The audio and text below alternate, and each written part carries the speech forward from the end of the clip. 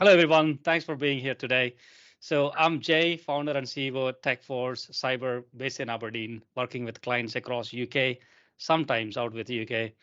Our mission is very simple, defending the digital presence of our customers, and we do that by providing advisory and consultancy services, as well as pen testing, maturity assessments, cloud security reviews, and defining your strategy and roadmap, cyber strategy and roadmap with our virtual CISO offering, right? So if any of you have a requirement, you know where I am. So now that my sales pitch is out of the way, let's get down to the business.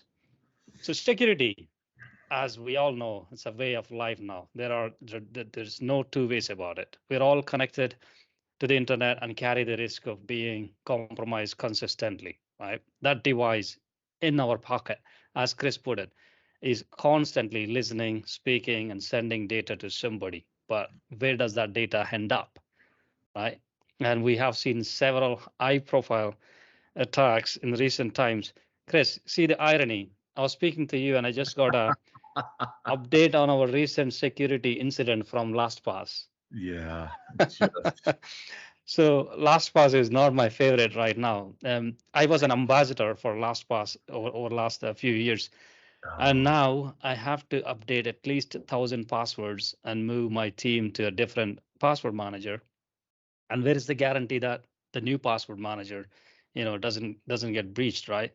And we yeah. have seen Royal Mail and Arnold Clark have been recent victims of cyber attacks close to our, in our neck of woods, right? So how do we protect ourselves? How do we reduce the risk? What are the hackers in the sense of bad ones, bad actors, or thinking in this constant evolving threat landscape? How do we protect ourselves? So to discuss that, we have the world famous Chris Roberts here today. I'm Infamous. super excited. I always used to see you on LinkedIn and YouTube videos and stuff, but never actually met you in person. Here we are, although Yeah, not in person. So, close enough for now. sh- shall I give you a quick overview of your bio? Very short No, one. no. If folks want to figure it out, I'm on the internet. Let's face it. I mean, good grief, I'm all over. Yeah, yeah. Exactly to the point. I'm for good or for bad. I have a level of infamy on the internet. Between it doesn't matter if it's like NASA or if it's a couple of countries I'm now banned from, or if it's airlines, or pretty much if it's got like wings, wheels, tracks, tires, or anything else. It's been fair game for the years, including I was over in the Middle East. I was over in Saudi, which I hadn't been to since I was in uniform. Last time I actually landed in Saudi, it was in the back of a bloody C-130, and then this Wow. time I actually turned up in something civilized in a nice chair. But we hacked the camels. I had so much fun. I'm just like, what can I do that's going to get them to like go, what the hell did you just do? So we hacked the camels. And it was His Excellency's got this whole like camel stables and all sorts of other things.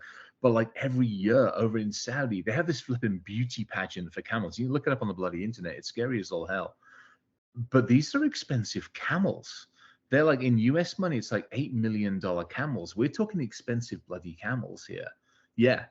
So ended up figuring out that these camels were all being tracked with so on your inside your telephone you've got a whole bunch of tracking systems. You've got wireless antennas, you've got cellular systems, you have what's known as near field communication. So it's the ability for your phone to talk to something close by with like Apple AirTags or all this kind of good stuff.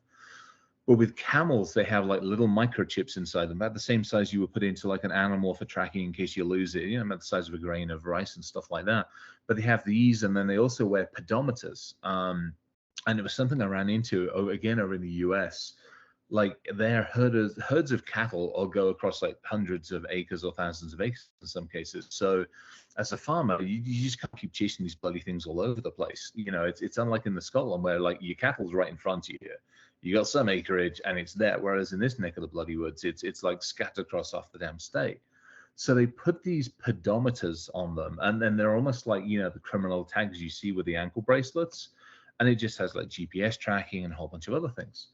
So these damn camels are running around with these stupid bloody pedometer trackers, and I'm like, okay, I wonder how we can get into them. So ended up getting into the database that controls and manages these things. I'm like, so we can have some fun with these things.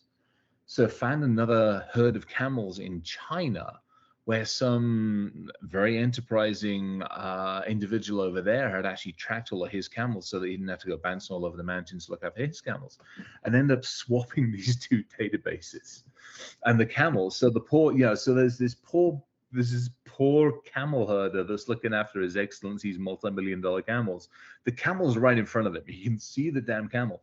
But according to all of his digital systems, his camel's on the steppes of like between China and Mongolia. This thing is taking a long damn road trip.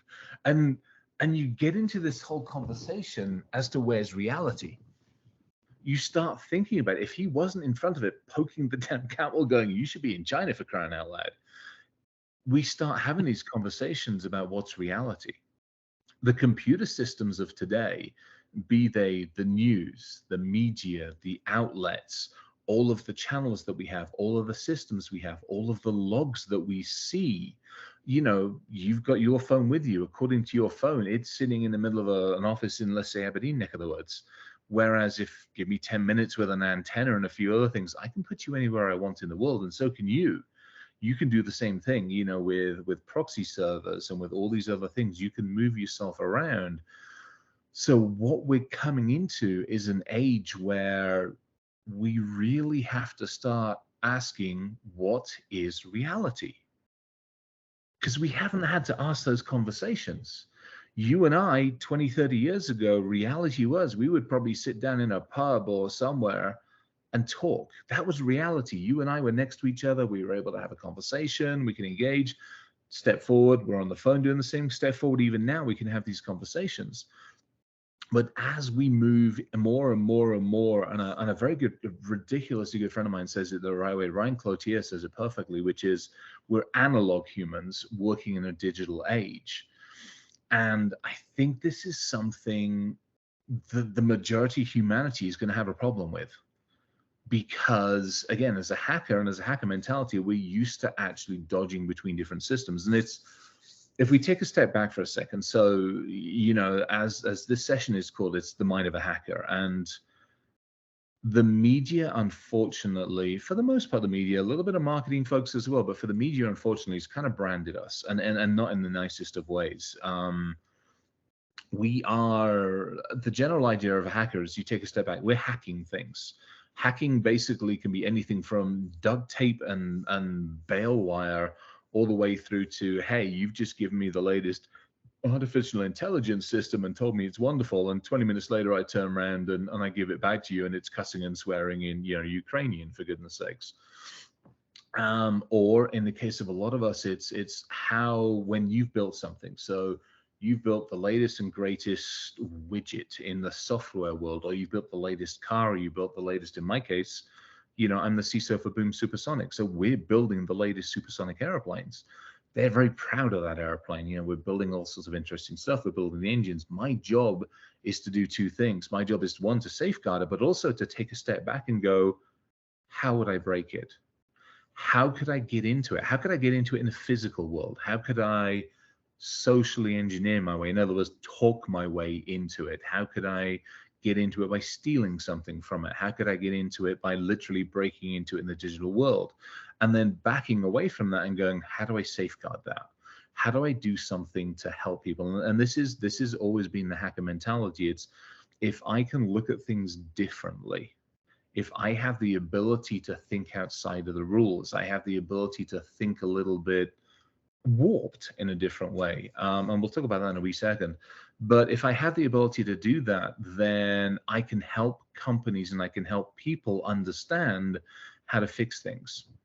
Unfortunately, in modern society, the world hacker and criminal have unfortunately been intertwined. To me, it's an ethic and moral thing. If I'm helping you, or if I'm doing something to try to help somebody, and I hand the data over, or I try to teach you about it, or I try to educate you, and I tell you about it, or I'm doing it for the good of humanity, at that point in time, I have no problem with it. But if I'm doing it for profit in other shape, if I suddenly find out I've got your information, I go, haha, I'm going to hold it from you and you can pay me for it. Well, welcome to ransomware. welcome to the negative side of the world. And at that point, I'm no longer a hacker. I'm a criminal. I'm an adversary. I'm an attacker. I'm basically committing a crime.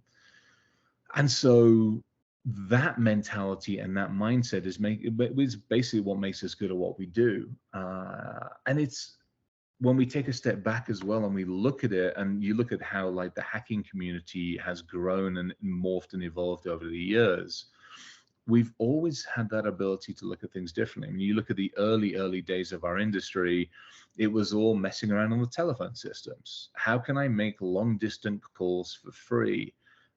There's movies out there where, whistling different codes into there, and there's actual people get these little basically rings out of the serials years ago, and hey presto, using the sound frequency off of that, you were able to make free long distance phone calls. Poor British Telecom, when it was the original days of BT, and I ran into each other more times than I probably should ever admit to on a live video feed. But it's stuff like that over the years that we've looked at to go, how can this be used effectively? How can this be abused? And then how can we help people understand it? It's a good way of explaining it, and I tend to do this with an interview, and this is a cup of good tea, good old proper Yorkshire Gold tea, not the Week and Weevil stuff. Here's an example. Somebody years and years ago designed this. They said, hey, we need a vessel to hold a cup of tea in. Somebody went, I got an idea for this one. I'm going to put a cup, I'm going to put a handle on it, I'm going to make it heat proof, I can put it in the microwave and do all sorts of other good things with it. Then the hacker came along and went, you're going to take the water out of this. You're going to pour the water in and you're going to drink out of this area, but let's see if there's other ways of doing this. So what I typically do in an interview is I'll actually normally have a cup of tea with me and I'll put it on the table. And I'm like, okay, give me 10 different ways to get the liquid. If you don't actually touch the cup, physically you don't get to touch the cup, give me 10 different ways to get the tea out of this cup. And it's really interesting to see how people think. Because people will be like, well, I can knock the table over, I can poke it with a stick, I can, without touching the cup, I can get like a drippy thing and pour it out. I can use enough biscuits known to mankind to soak the tea out. Most people run out at about 6 or 7. And try this yourself. It's actually interesting to sit down, do it with a glass of water, a cup of coffee. Most people run out at about 6 or 7. Because that's normal society telling us, here are the rules that you can use to get something out of something. But then you sit there and you go, well, let's suspend the rules for a minute. That teacup is made of molecules. Well, sod it. Let's split the molecules to pieces. Let's take the cup of tea out that way. Let's train an entire army of squirrels to come in and attack the tea. Let's suspend gravity in a regional environment for a period of time. And all of a sudden you come up with these crazy, inventive, mad ways. You're 20 or 30 deep because you've designed an entire department of robots to come along and do something about it. And all of a sudden, now you have the mentality of a hacker. Now you have that mindset that goes, hey, you've given me a problem. Let me give you an inventive way of figuring it out. My mum and I were talking the other day. I'm slowly but surely putting a couple of books together. One of them is actually going to be some of the excerpts from LinkedIn. So LinkedIn's really, really fun. And I'm over LinkedIn all the damn time. But LinkedIn only gives you like a certain amount of text to play with, which is plenty. They've given you more. Like several years ago, it went from like 1,300 characters to like 3,000 characters. And we were all like, woohoo. Yeah. But what I've done, what I've been asked to do is take like some of my LinkedIn posts and expand on them, like put a paragraph or two. But the other one that I've been asked to do is put together like life. And I remember talking to Mum the other day, and she was like, we were talking about when I was a kid. So I grew up all over the place. Dad was British Royal Air Force, and when I went in the military, I did all sorts of other stupid silly things. But as a kid, I grew up, I mean, I was born in Cyprus, which confused the hell out of immigrations in the US. They're like, where is that? I'm like, all right, let me get the geographical book out for you and explain it to you. But we bounced over like England and Scotland and Belize and Sardinia and all of these other damn places. But I have family down in the Isle of Wight, and they used to work on the hovercrafts down there. And I mean, the big ones that used to go for like Southampton and then some of the other bigger stuff as well. as a kid, I always wanted a hovercraft. Well, it's not something you could typically buy unless you go down to Hamleys and buy the damn thing. And British Royal Air Force does not allow you to go to Hamleys and shop too often. So my mother remembered this time. She came home one day and I'd taken the vacuum cleaner to pieces, like literally taken the vacuum cleaner to pieces. I had my Meccano set out. I had the engine of the vacuum cleaner mounted inside my Meccano set. I might have taken a set of curtains to pieces, which probably wasn't the smartest move, but as like a 6, 7, 8-year-old kid, it's things you do. And I decided to build my own vacuum. I decided to basically build my own hovercraft. I plugged the damn thing in. God only knows how I didn't manage to electrocute myself, for crying out loud. But I plugged the damn thing in. I had this thing rising, and between like almost losing fingers, and I was hanging on to dear light on this thing. But I'd made myself a hovercraft. I was as happy as all hell. I'd taken the entire family's vacuum cleaner to pieces. There were pieces scattered up and down the pathway, but I had a hovercraft. And it's that mentality. It's that mindset of going, what can we do? And that carries forward to today. You talk about your phone. So it's we look at humans and we look at how much humans have interacted with the world. And for good or for bad, unfortunately, we just as general population humans, you said it earlier, we tend not to think about those mobile phone devices as being dangerous.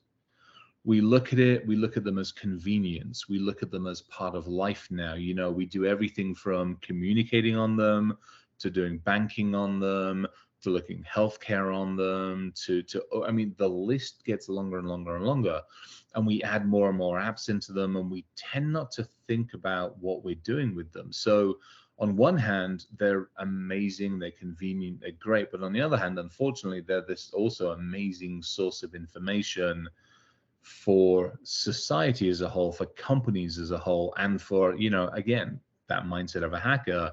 If I need to look for you or profile you or use you as a stepping stone to get inside of a company or to get to somebody else, we've forgotten to put the basic questions in place. It's a perfect example, and unfortunately, it's been one of those scams for too many years, which is the I'm lost, I'm stuck, or I'm the Prince of Nigeria or Kenya, or pick, and we pick on those countries. And sorry if you're from those countries, but there is a penal code which we have used as what's known as the 419 code, scams, and we've used it for 10, 20 years, for crying out loud. Because originally a lot of those scams came from those regions, and then we've seen the Russian influences coming on those scams, then we've seen other European influences, then we see some of the Spanish and Ukraine. It's all over the darn place. But the general premise is can I elicit a reaction from my target to get them to do something I want them to do? Can I make a panic telephone call going, I'm stuck, I've lost my phone, I need some help, can you wire me or Zelly me or whatever the financial systems being used in various parts of the world are, send me money without doing any kind of verification. Hey, I'm sitting on a bank account of £1 million, and I'd love to share it with you. Hey, I've found this, or hey, I've got this, or hey, I saw you have this for sale. I've already sent you a check for a little bit more money than it should be. Do me a favor, keep some of it, send me the rest back. All of these and thousands of other. My mother, unfortunately, got nailed with one briefly, and it was an artwork one. Hey, I'm investing in a piece of artwork, and I want a consortium of 100 people. Everybody pays me £100, and I'll go buy the artwork, and we all share in the profits in 5 years' time. All of these different scams have been built up on the simple premise of, one, being able to use these mobile devices because we react too quickly. And secondly, back to this, we're analog humans. We don't like to ask questions as humans and as people. And so I know it from the US because I've been based over here since, 98 is when they sent me over. So America is not a country. So America is like 50 little states all kind of rolled into one-ish. each one of these little regions has got its own little inter-warfares going. So I spent a bunch of time down in the south, and for the most part, they're amazingly nice and friendly people. They wouldn't think to question you. They'll trust you first and then maybe question afterwards. But in the world that we have built up and that we're using, and without being too cynical and too negative, we have to turn that round. We have to question more and unfortunately trust a little less. Because one of the biggest things that we have in our world that we can't work out, no matter how much money we've thrown at security, no matter how much time we've spent on this, we still have the hardest time knowing whose hands are on the other end of that keyboard. So, it doesn't matter if you work for a company, it doesn't matter if I'm sending a message, knowing that that is the person that you expect to be on the other end of that keyboard is one of the hardest things that we've yet to really actually work out. We got all these things for multi-factor authentication, all these things for identity and information and all this other stuff, yet we still have a hard problem figuring out whose hands are on the keyboard. So as humans, one of the things, as a hacker and the hacker mentality, we're always kind of taught to question things. You keep telling me the gravity is a constant, give or take a little bit. Well, prove it. How can I do something different? We know that quantum physics tells us that we can really screw around with gravity, but how can I apply that in what I'm doing? We talk about quantum architectures in the security world and how it will change encryption. Well, we'll prove it. Rather than just accepting something, I always want somebody to prove it. I always want somebody to explain it. I always want somebody to demonstrate that they are who they are or they are saying what they're saying. But that doesn't happen with most people. So I think it's one of those things where back to that mindset and mentality of a hacker is question more and unfortunately trust a little less. And that's always one of those things I want, whenever we do awareness training with people, whenever we want people to try to learn something, I always want them to learn it with an extra question on top of it. Hey, you just got a text message from the CEO of the company asking you to go get gift cards. Okay. Why do you really think that that's going to happen? Do you really think that's Blake? Have you picked up the phone to Blake? Have you called Blake? Do you think Blake is ever going to send you a message asking for gift cards in the middle of nowhere? No. So take that moment, pause, take a step back and go question reality.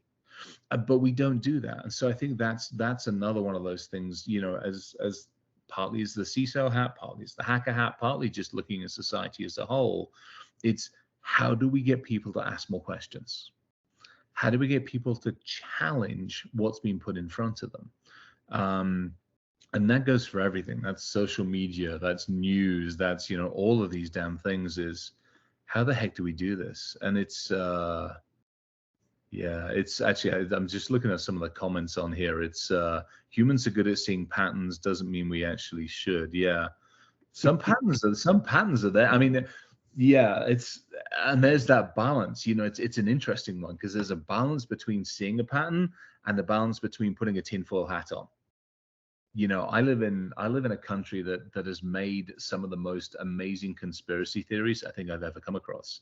I've been around some people we got everything from the current conditions and pandemic kind of conspiracy theories all the way through to, I live in Denver, Colorado. So I'm kind of like in the middle of the country. There's a whole bunch of mountain ranges. Denver Airport has got some of the most amazing conspiracy theories because somebody calculated like how much concrete it should take to make an airport. And apparently we use like 2 or 3 times as much. They didn't really consider the land, but apparently we have an alien. What the hell do we have under the airport? I think it's a different one. It's like we got the lizard people living under the airport. We apparently have like all sorts of spaceports under our airport. There's apparently a tunnel from our airport like down to the mountain, which is like one of NORAD's places. There's apparently tunnels going all over the US. Now, this is a country that can't keep bloody secrets. So the fact that we got tunnels running underground with alien space people is a little concerning. You got Area 51, which apparently has got, all sorts of weird shit out there. And then Denver's another one. So, Yeah, there's a balance between questioning and tinfoil hat. I ran into this the other day with contrails versus chemtrails. For those of you who don't know, just go look up chemtrails and the conspiracy theories around that one. That's another. That's oy vey. You want to talk about differences of yeah. So this, I have no problem with healthy questioning. I do have a problem when people start putting the tinfoil hats on, and there's that real fine balance on that one.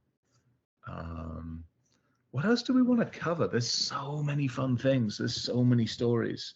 I So was let me thinking, ask you a question then. yeah, go for it. Since you were a hacker before, ethical one, Oh yeah, and now I'm you're a CISO, not. Yeah, so so you kind of the both sides. yes. So what keeps you up at night? Ooh, that's an interesting one. Yeah, that's it's tough, and I think it's if I put my CISO hat on for a second, I know what I know, and I know some of the stuff I'm missing, but it's that you get to know knowns, but it's the unknown stuff. And then it's like, what have I put in place? So perfect example. So if we look at it through traditional stuff, as a CISO, I'm meant to have some protections in place, and that's the human protections, like how well have I educated my people, how well do I know what assets I have in the physical world and the digital world, how shored up are my defenses, how well do I look after my endpoints, and my mobile systems, and my people, my process, my technology. Great, I got that, but that's my stuff I know about. Then there's the odd stuff where the hacker hat has to come on and go, hey, how else could I break into my company? What other methods could I use to try to break in? And how quickly would I know about it? Because again, you look at our industry, the when we look at a company or you look at an organization, everybody thinks it's all crunchy on the outside and fairly crunchy on the inside. Dime bar, for crying out loud, but it isn't. It's squishy. It's squishy all over the place. Everybody's porous. Everybody's got holes and issues. Otherwise, we wouldn't have breaches all the time. But it's how quickly do you know and understand that somebody's creeping around. If you put it in the real world, so let's throw the digital world out for a second. You're in your house, and your house is the company. As it stands at the moment, the average amount of time it takes the average company to know that a 6'3" hairy warlock is running around their house, peeing in the potted plants in the corner of the house, is over 100 days. It's anywhere from like 100 to 197 days. That's how long it takes you to realize you have an uninvited guest eating the larder, peeing without leaving putting the toilet seat down, feeding the dogs, and doing all sorts of other damn things. That's how long most people inside companies don't realize that somebody's broken in. That's nuts to me. And then to add insult to injury, when you finally figured out that I'm sitting around in your favorite chair at night while you're asleep, it takes you 60 to 70 more days to get rid of me. And that's nuts. In the physical world, we think about that and we think, if you found my hairy ass in your house, at least in America, you have the opportunity to go, which firearm do I want to use to exfil you?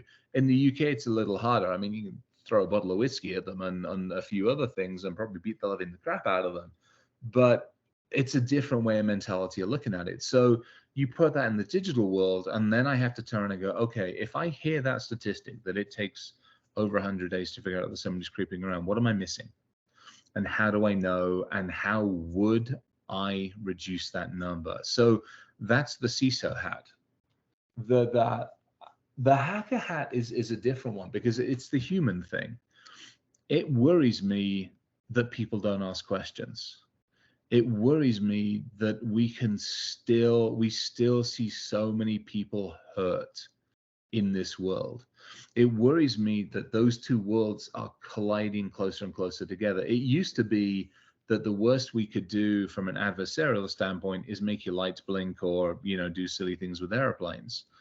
But we've gotten to a point now where we can affect human life, and we've demonstrated it, unfortunately. As we look at the future of technology and we look at some of the stuff we're doing like biomechanical engineering, nanotechnology, and we start looking at how we're actually building into humans more and more efficiently, we know when people get it wrong and the criminals and the adversaries get it right, we kill people. And it's just as simple and as plain as that. So how do we stop that from happening? How do we speed up our ability to get people to listen so that as technology continue to marches, because tech isn't going to slow down, let's face it, how do we make sure that we don't harm more people? And I think that's my biggest thing that keeps me up at night. Awesome. So let's put the hat of a bad actor, right? Yeah. How do you approach to um, attack a company, launch a cyber attack? What's your low hanging fruit? Oh my gosh, so much. So many different ways. Social media. Let's start with the easy one. Right. So first and foremost, here's my company. So let's just use this, use the teacup. This is my company. First, I have to research. First, I've got to figure out where is the company. So let's talk social media. Let's take a look and see where the company is, who the company interacts with, what they're dealing with. So not only that, now let's talk about the people inside the company, but also let's talk about your vendors and your suppliers. Because sometimes the best way to take you off, and we learned this from history. I mean, you've only got to look at sieges in history. The best and effective way is to siege a city is to make sure they get cut off from their supply chain. They can't get food in or out, they can't get water in or out, they can't get supplies. So we do the same thing to a vendor and a supplier. The easiest way to break into you might not be to kick in the front door in the physical or digital world. It might be to take out a supplier. So now we start mapping out your suppliers and going, how can I affect you that way? Now let's take a look at your websites. Let's take a look at what presence you have on the internet, not just your websites, but let's look at where else you have presence. How do people who are remote come in and out? Do they come in and out through a virtual private network? Do they come in and out through all sorts of other areas? Where is your development team putting things out? Where are your testing team putting things out? And all this stuff. So now I've looked at your outside. How crunchy is your outside? But then I'll take another step back and I'll be like, okay, let's look at the people.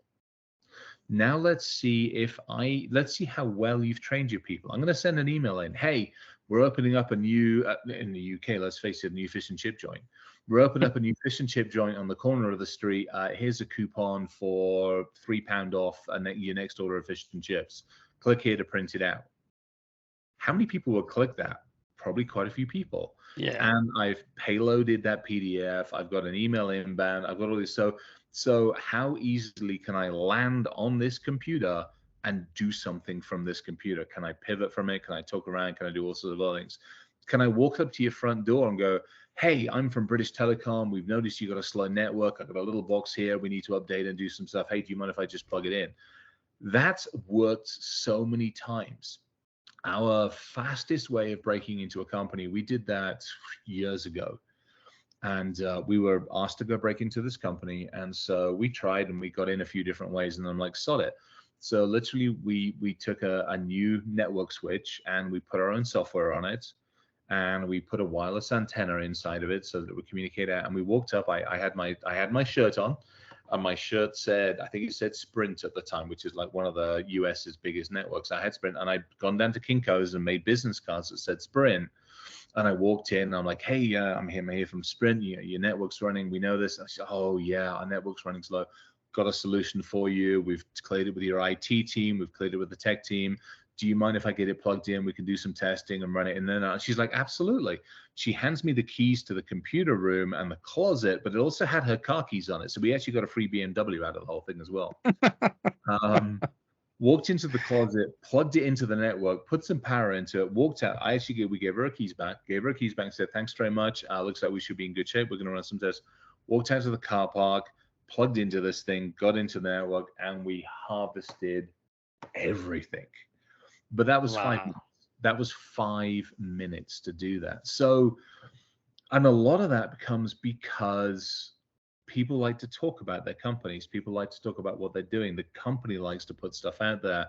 So you basically do something called threat intelligence, or you do intelligence gathering, or all these other things where literally you're picking up the breadcrumbs that other people have put down about themselves.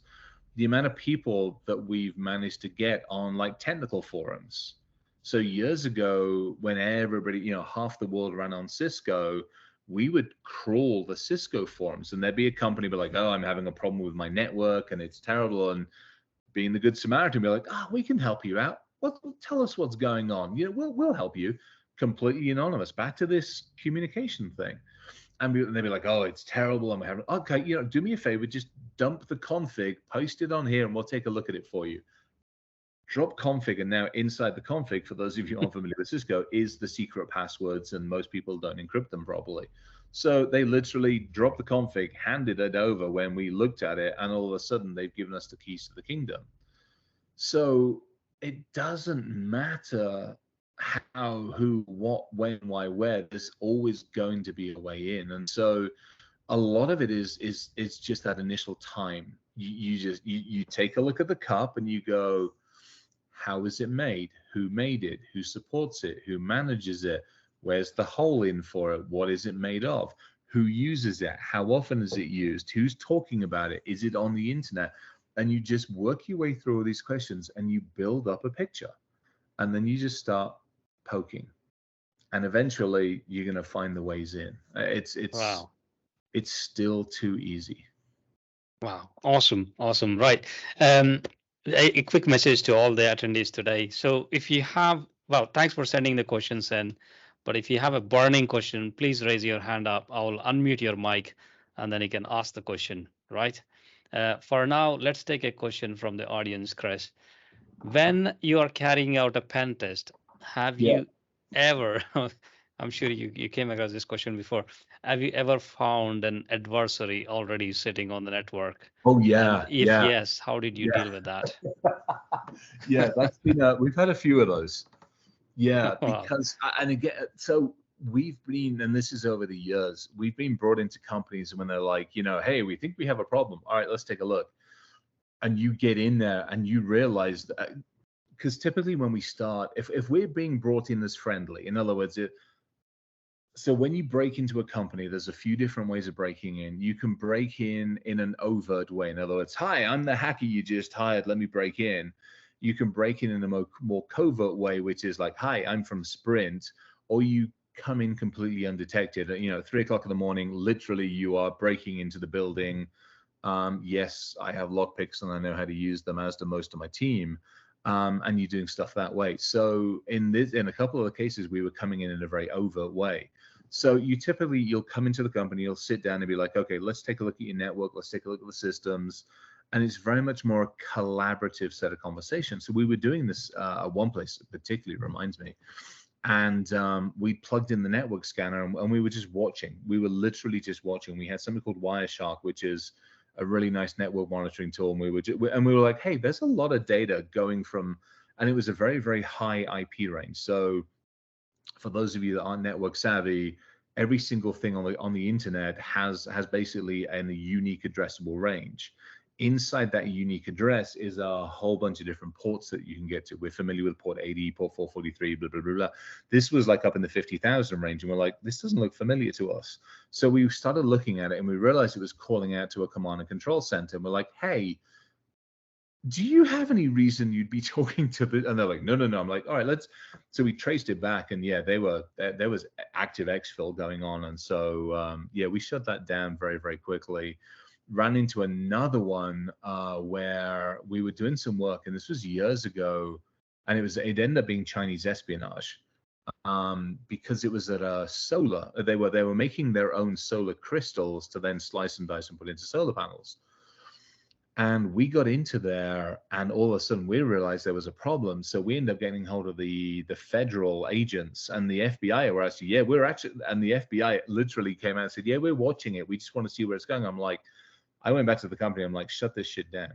I'm like, you're being accessed. So there's been a number of times we've walked into companies where there's active attacks going on. And then I also get brought in on the other side of it. When something's happened, how do they recover? So, and it's literally a fire drill. I mean, you get brought into this stuff and it's literally a fire drill because you're walking in and there's people running around with headless chickens. And again, the Scottish part of me comes up and goes, yeah, sit your shit down. Shut up and we'll do this properly. And so you work through the steps as to how to deal with it. So yeah, more times than I care to think of, unfortunately. Too many times. Wow. So it probably is happening to many companies right now, but they probably don't know unless their systems goes down or something like that. But Yeah. from your experience, how long does it take to actually realize an active expel is going on? If you're doing your job properly, you should know inside. I mean, if you're on site, if you're doing your job properly, again, as somebody who's doing analysis and understanding, you're looking at the network, you're looking at logs, you're looking at systems, you're looking at perimeters, you're looking at any of those systems that would give indicators as to what assets are talking to what, or you bring in your own tools in. I mean, I come out of the deception space, I come out of the threat intel space, I come out of other spaces as well. You should know pretty damn quickly within the first day. You might All not be right. able to solve the problem, but you very, very quickly should understand what the heck is going on and why. So that first, and again, it depends on the scale of the company. For most companies, you should know pretty damn quickly whether something's actually happening. That first day, you should be able to sit down with the company and go, hey, I see all this is all legit traffic, local traffic, traffic to the cloud, traffic going this, but would you mind explaining to me why I've got a bunch of Chinese networks, a bunch of Korean networks, and a bunch of this or something else? And even if it's not going to those directly, you start looking at odd traffic on our ports, or even legit traffic going over port 80 or 443.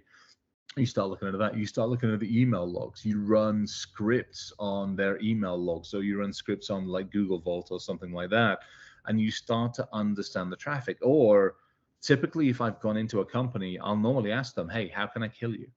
And it's a very abrupt question, but very quickly, the finance team will be like, hey, this is what will bring us down. The IT team will be, hey, this is what brings manufacturing tells us. And I'm like, okay, let's take a look at the intersection of all those and see how well or how badly that's put together. And then you go from there. So yeah, if you're doing your job properly, you should very, very quickly be able to understand this. This is not a long thing. If somebody comes in and quotes you, oh, it's going to take us weeks to figure this shit out, you got the wrong people. Wow. Right. Let's take another question from the audience here. I Ooh, I I just saw think one quick you one. I think you've given us a quick overview of your mindset and how you probably got into cyber as well. But let me ask you again. This is the question from Mr. T, right? So Yeah. how did you actually get into cyber? Where did you start? I mean, So what I'm do you actually going to recommend answer. I'm going to nowadays? answer one of his. I'm actually going to answer one of his earlier questions, and then I promise Yes, I'll hit that one. It sure. was a good one. Ladder and a tool belt, and it's official. 100%. I'll go differently. Ladders are too long to carry. Hard hat and a clipboard, and you're official. Now, if you're clever enough, you go get the shirt logo from British Telecom or some other company, but you don't have to that. Yeah, clipboard and a hard hat, you're official. Doesn't matter who the hell you are. All right. How did I get into this industry? So I And got back to where did you start? And also, what do you recommend nowadays? If I somebody recommend is looking people into getting don't do the same way I did. Let's start right, with the easy one. Yeah. So I got it. So my father was he was stationed over in Sardinia at the time. I got sent back to England to go to boarding school. Boarding school and I did not get on with each other. Oh, we did not get on with each other. It was a pretty strict one. So I first got into computing. So it would have been about 1980 or so, and it was the old Sinclair ZX80. A couple of the kids at boarding school had them, and so we started building. We literally built joysticks and how to control them, and at that point we had like 4K of memory, so we had to be real concise. So started programming, started learning that one. Fast forward a couple of years, 13, 14 years old. I had a couple of gaming computers, like an Atari 6800 and a Commodore 64 that I'd borrowed from a friend. I didn't like losing at the computer games. And these are computer games you had to load up by tape. So this shows my friggin' age. We had to load them up by tape, drop the tape deck in, load this thing up. And I hated losing. So I figured out, I learned through the magazines, I learned through the early dial-up bulletin boards how to actually program. And these were early days of programming. So I would reprogram the games so that I didn't lose at the games. Um, Family split. I didn't take it too well. I broke into a bank in the UK and moved money out of my father's account into an account at my name, and I was about 15 years old or so. And the police arrived at the doorstep, and they confiscated all my gear. They took me into custody. I answered lots of questions, and then they really didn't know what the hell to do with me. My father had me arrested. So needless to say, he and I didn't really see eye to eye. So I was, like 15 at the time.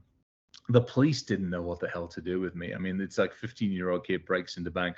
The bank was just like, make it go away. Don't ever speak of this. This never comes to light again. It was a mainframe. I dialed into the mainframe, default user ID and password, and I was in the mainframe. And it was a local mainframe for the bank, and off I went. I mean, it was too easy. It still is too easy. Let's Where, face it. where did you get the first job? I first started working at 16. So I left school. I was the last year of O levels. So I came out of school with a bunch of O levels and OAs, and I tried doing sixth form. It wasn't right for me. So I started work at 16. I was working earlier than that. I worked night shift in a dairy. I ended up doing short shift cooking in a dairy at night, and then ended up working in a couple of buildings. I mean, I temped. I think at the time I'd negotiated my salary to like £3.15 an hour or something like that. And I was temp. I was doing a little bit of computer work, some data entry work. I tried working in a warehouse. I worked for a design graphics company. You remember the old years and years ago, they had the magazines that you could buy all the electronic components out of. I helped build the software that put all that together. So yeah, I Oh, was part of all that craziness. So I did a lot of that stuff. And then at 18, I went in the military. And I spent a number of years jumping out of airplanes, getting sent off of ships, getting kicked out of submarines, and getting shot at in all sorts of interesting places. And then when I came out of that, I went back into this industry. I worked down in Canary Wharf for a while for a couple of companies, and I got yelled at because they wouldn't listen to us. And being the hacker and being the smart ass kid that I was at the time, I'm like, well, we'll just prove to you that you're wrong. And we proved that they were wrong. And then we figured out how many laws we'd broken along the way, because it got explained to us in a very, very quiet room. And so I ended up working for some folks out of Cheltenham for a while before they sent me off to the US. So yeah, I would not recommend coming into the industry this way, because I came in to an industry that we were building on the fly. And I think that's probably the difference. I came at it from, my first job in tech, my first official paying job in technology, it was a floppy disk in one hand and a freaking screwdriver in the other hand. And it was first and second line tech support. So it was figuring out how all this stuff worked, then went into like the networking side of the world. And then as security became a thing, I just morphed into it. I'd always had that hacker side of the world pretty well sewn up. I mean, I come out of what was CDC, Cult of the Dead Cow in the UK and that stuff on that one, 303 over here in the US. I come out of the old school when we were still figuring out what this industry was going to end up being called. And it ended up getting called, information security, which then became security, which is InfoSec. And now, whatever the hell they call it these days, cyber. So I'm fortunate I came in as we were building the industry. And I was fortunate because British government sent me to go work in all sorts of interesting companies. wow. Awesome. Right. Another question. Well, please do send me the questions, or if you raise your hand, I will unmute your mic and you can ask the question if you would like to speak to handsome Chris Roberts. And the other thing is as well, I mean, if people have got questions, I mean, we can do like an after Q&A and stuff like that. Yeah. I'm on LinkedIn a lot. I mean, let's face it, I post every couple of days at the very least. And so I do everything I possibly can to do that. So, I mean, always feel free to hit me up on LinkedIn. And, quick plug. I'm going to be over in the UK end of March, beginning of April. I'm doing B-Sides Lancashire. So for All right. any of Okay. you, yeah, I'm hanging out at B-Sides Lancashire. I'm Oh, talking, is that yeah, with Holly Grace Williams? yeah. Holly's opening it. I get to close it. So Yes. Yes. Yes. Yes. Yes. I yeah, know. I have so much fun of that. It's Holly. We work with Holly a lot, so she's our no way. associate consultant. Yes. Yeah, she seems. I've run across a number of times, so it's actually gonna be a ton of fun. So yeah, I'll be there in person. I'll have the whiskey case with me as well. So, or one of the whiskey cases. Yeah, I normally travel. I've got 3 whiskey cases that I carry with me. I've seen that. I'm trying to spread a bit of Scotland around the world. There are a lot of people around the world who think whiskey is nothing more than Blue Label, and I'm like, we got to have some educational conversations, little buddies. Or some of the crap that gets shipped out of Scotland that nobody in Scotland will ever drink. It's stuff like that. You see that on the shelves. I'm like, really? You're drinking that?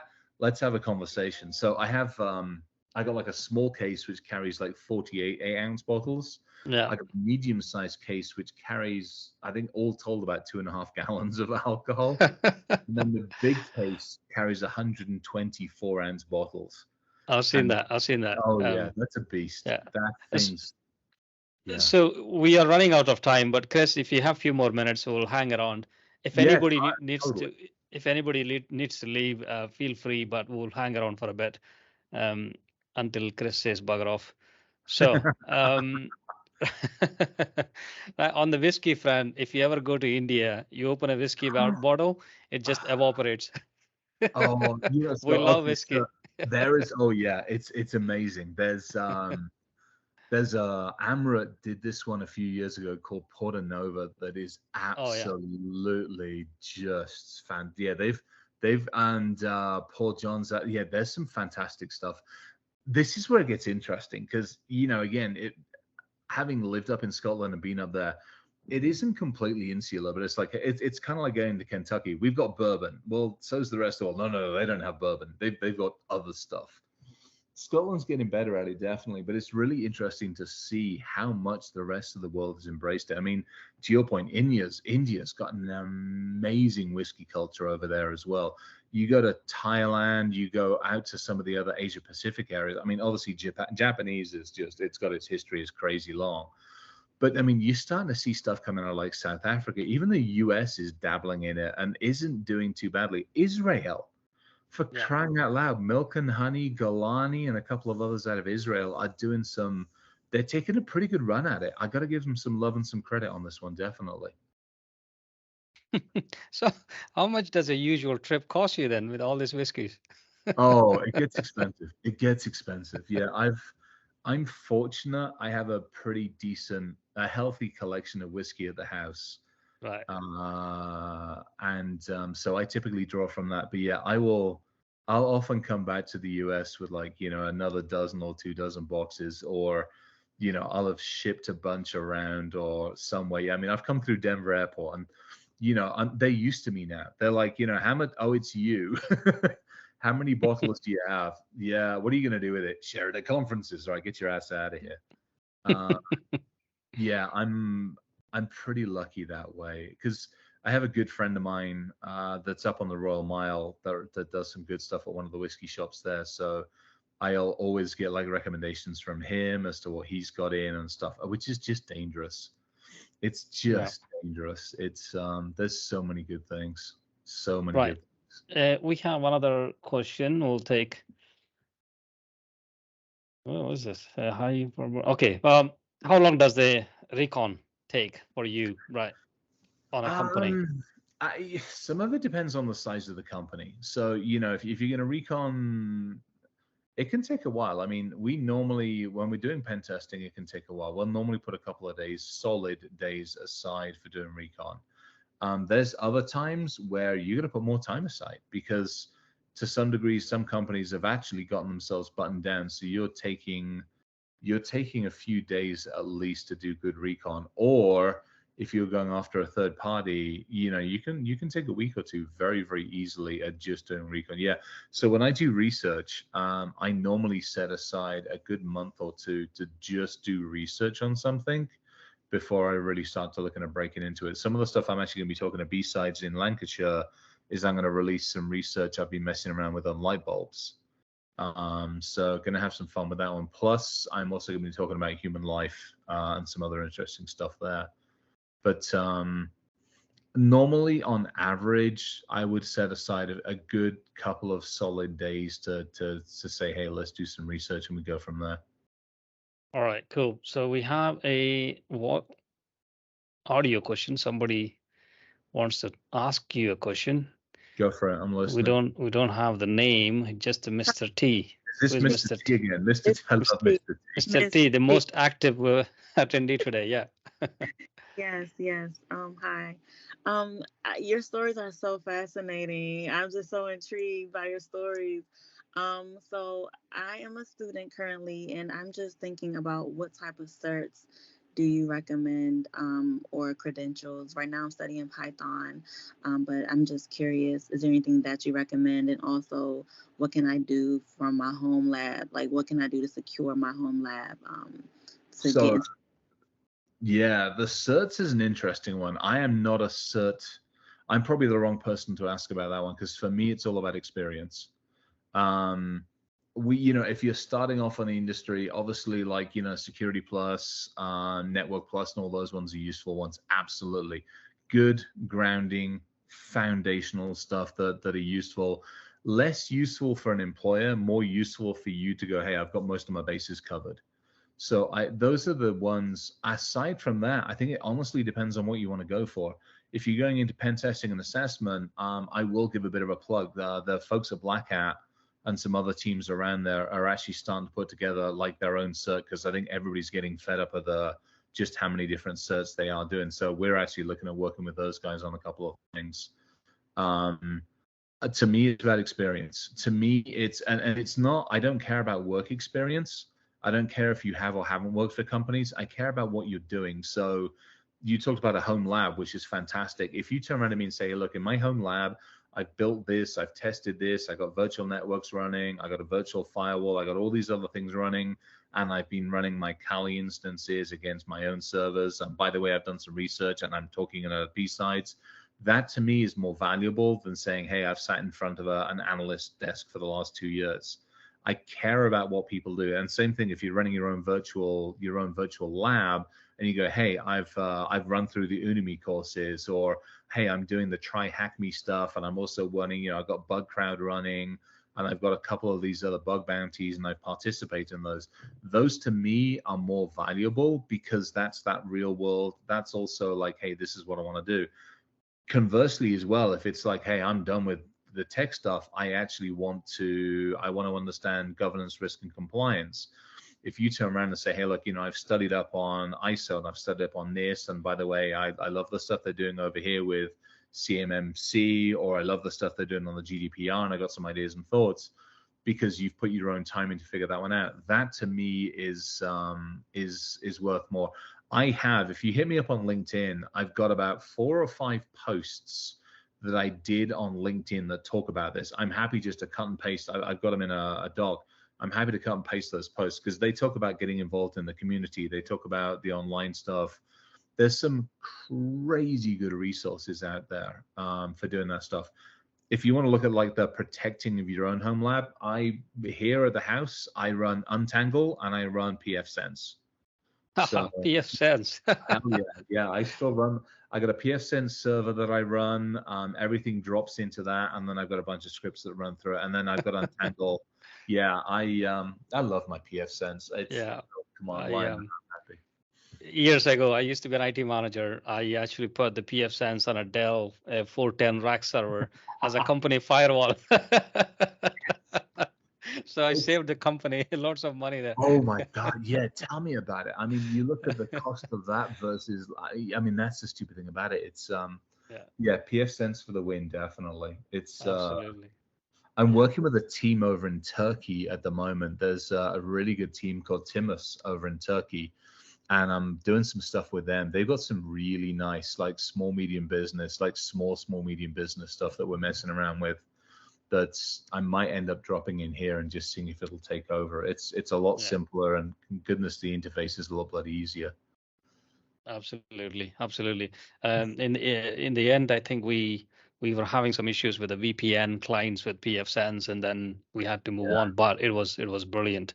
Oh yeah. Right. So yeah, absolutely, I agree with your certification recommendation. If you have to get a certification in cybersecurity as a beginner, security process, brilliant. Yeah. It's a good That's baseline. It's just a nice absolutely, yeah, baseline, isn't it? Yeah, I think, yeah, and then because there's so many out there, and yes, we talked right at the beginning. You and we had that conversation about regional differences, and I noticed this. We do a lot of stuff over in the Middle East, and I mean that's cert hound. I mean I mean, good grief, you want to talk about paper tigers? They have like 5, 10, 15 damn certs, and I'm like, I love you all, but when do you actually have time to do work? You know, like good grief. Yeah. Yeah. Well, a certification is money for some of us. Yeah. Oh, and Right. I think that's the thing. I get it, Yeah. but me personally, I think this is, there's in some companies and in some markets, you have to Yes. have the basics. You have to have the pen testing ones, the CISSP. Those are to some degree just mandated no matter what. Yeah. But then you'll also run across lunatics like me running companies who are like, I care about you, the human. I want to know what makes you tick and how you do, and then we'll figure it out from there, kind of thing. Yeah. Yeah. So on that same note, right, I have a question here. What Yeah. what are the ethical lines surrounding the idea of hacking back?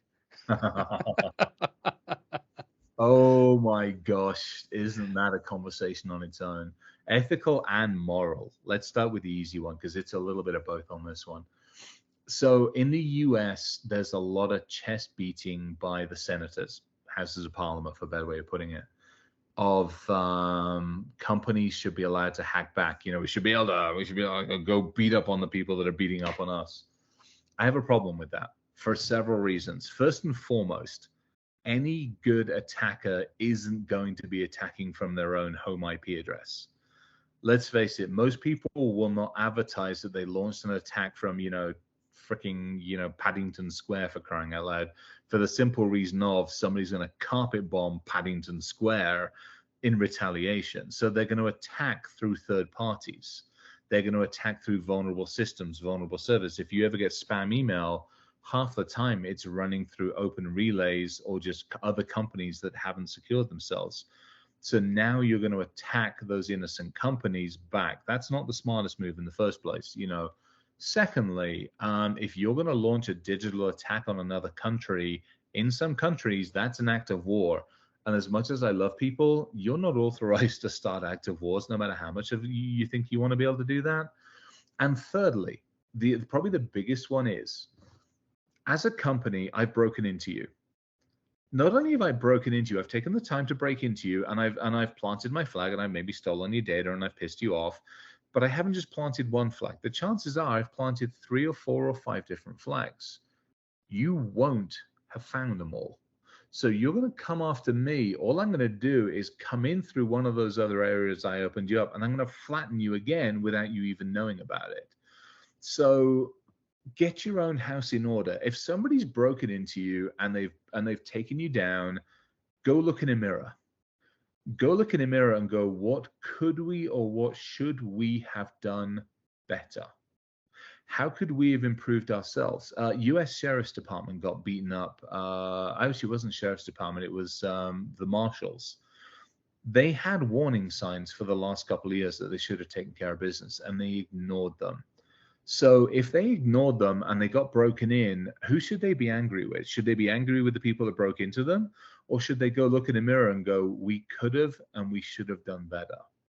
And I think that's where it gets interesting. I have no time for individuals and for companies wanting to hack back. I mean, that's basically pitchforks and freaking and torches, because you're never going to get the right person. And if you do get the right person, they're going to be in a different country, and you don't want to be doing that, especially some countries. Right. As nice as I can put it, leave it to those of us that do that for part of our jobs for other people in other entities. We do what we can to take care of those things, and nothing's perfect. But I think in people don't do enough introspective. They want to blame somebody else. You get taken advantage of, you want to blame 10 other people. You don't want to take a step back and go, should I have asked more questions? Should I have had something in place to educate my users? Should I have had my systems done properly? Could I have had how many freaking companies out there don't even have an incident response plan? How many of you wait until it's too late before you do something? So it's all of those kinds of conversations, I think, where it behooves us maybe to take a step back and go, what could and what should we have done better? Absolutely. Right. We have a question. Tyler, you can unmute your mic now and ask the question. Hey, thank you. So we're talking about a little bit of security education, what people can do better. And I've noticed a trend, because I've worked in quite a few industries, and I've noticed as time goes on, more people are taking holistic views of systems, right? You've got that going on in agriculture, disaster prep, supply chains, cybersecurity, critical infrastructure. Do you think it's possible to kind of leverage the drive for redundancy, security, and sustainability in other industries to help with security education? And have you done it? Ooh, that's an interesting one. I kind of understand the question. Do me a favor, give me a little bit more insight as to where you're thinking. I get where you're going, I think, but I kind of want to just be certain. Well, so agriculture is one of the ones I'm most familiar with, right? And I think Yeah. you have a ranch, I believe, right? So I've also, just so you're aware, and it's online in a number of places. I broke into tractors, I've hacked cows, so I'm also very familiar with that world from a security landscape, definitely. right. So you're looking at, you have to have some crop, you have to have something that's your fallback if your first thing goes. Yes. You always have other systems, and you're looking at building your soil, you're looking at making sure everything works together, right? So other industries have this deep understanding of basically defense in depth, but they don't call it that.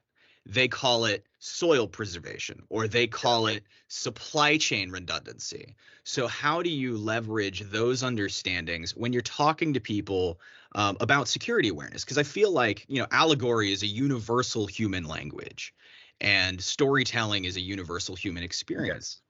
And it's something that you leverage very effectively. So I was curious if you've done something like that, where you reach into someone else's experience and pull security and forward. You pull security through it. Yeah. So actually, a bloody good example of that is not just aviation, agriculture and construction is a perfect example of that, where we don't call it security, it's safety.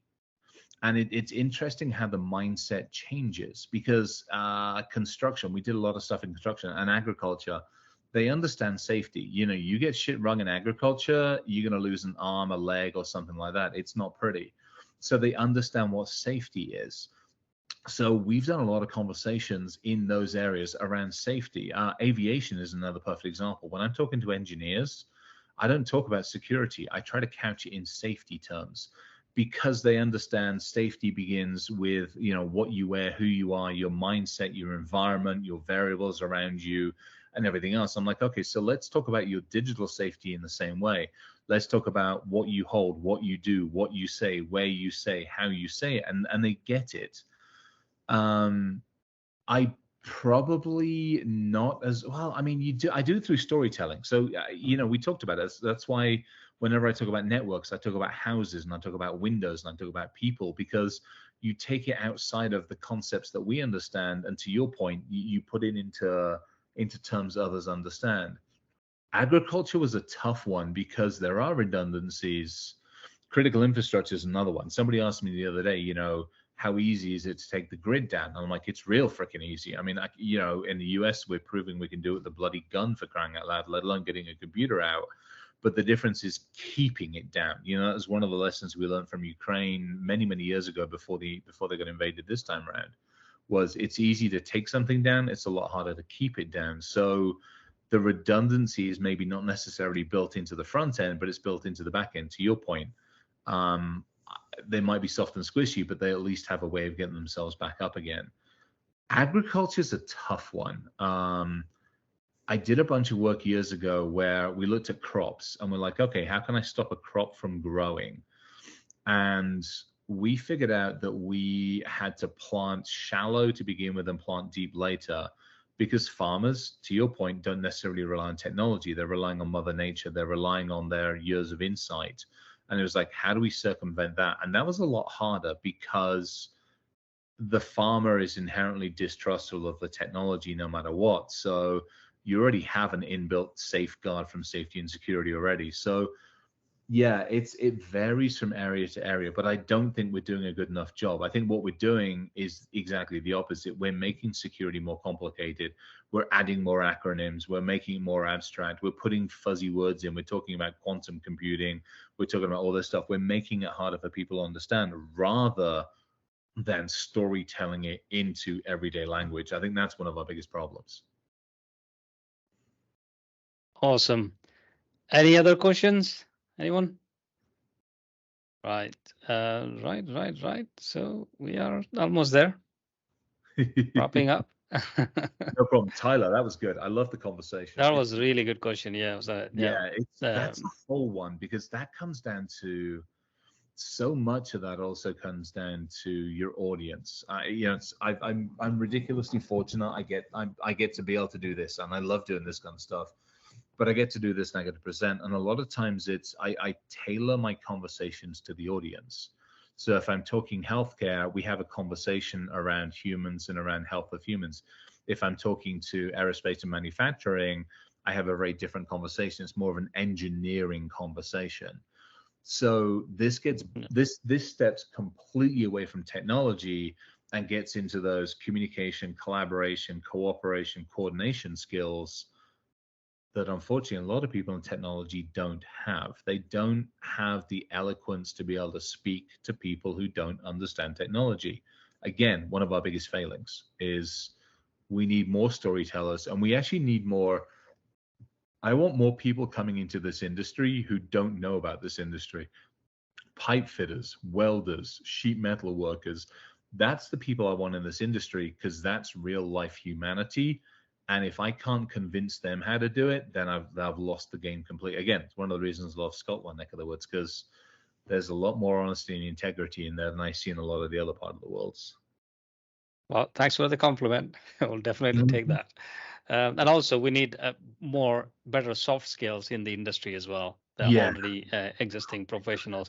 The lady who asked the question earlier about the certifications and stuff like that, I would say soft skills are, can get you lots of places in cybersecurity. So, and understanding business. It's this is one of the things I remember years ago learning.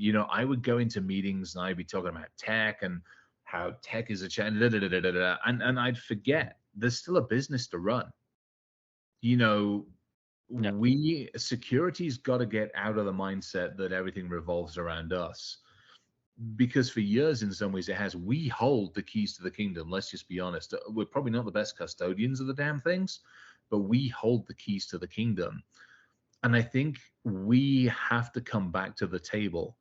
We've got to come back to the network people and the server people and the DBAs and the business itself and go, hey, I'm sorry for the last few years where we acted kind of asses.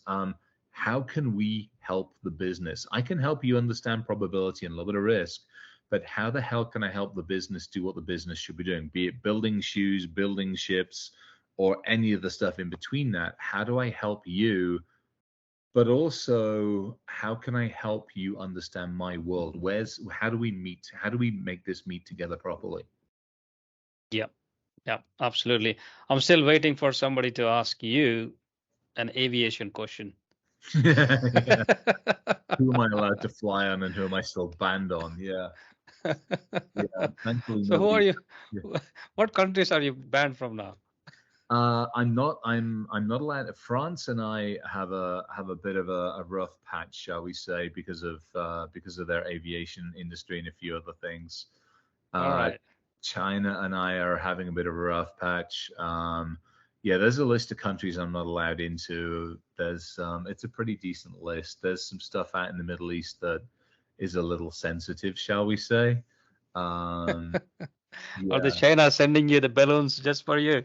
Oh yeah, tell me about it. Yeah,